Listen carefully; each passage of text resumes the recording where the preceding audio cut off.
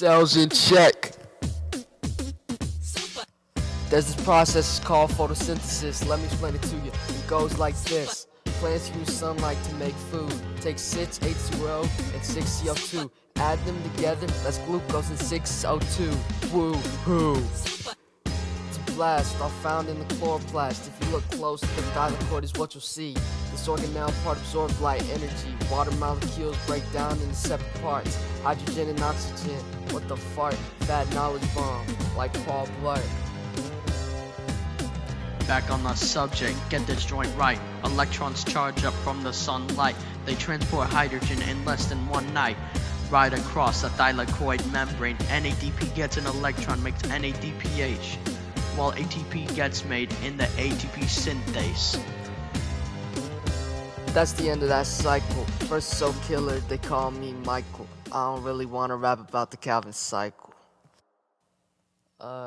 So honestly, we didn't really know how to come up with bars about the Calvin cycle, so I'm just gonna have my friend Phoenix summarize it up, and then, yeah.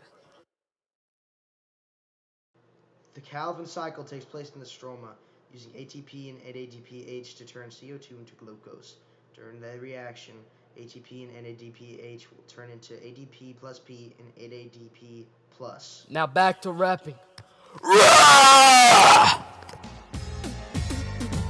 Cell respiration, it's how cells get energy from glucose. Add glucose and oxygen, get a good dose. Get carbon dioxide, water, and ATP.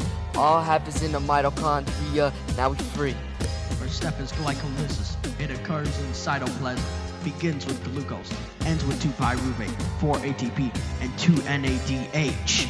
Second is the Krebs cycle, happens in the mitochondrial matrix. I don't know how to rhyme with this, just did. Here's the reactants, 2-acetyl-CoA. This makes 2 FADH, 6 NADH, 2 ATP. The main purpose of it all is to make energy.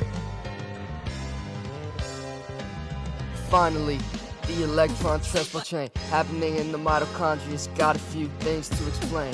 NADH delivers some electrons, yeah.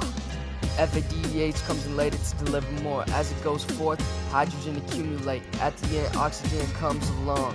Then here comes the ATP synthase. Great, ADP forms the ATP before hydrogen. That's the end.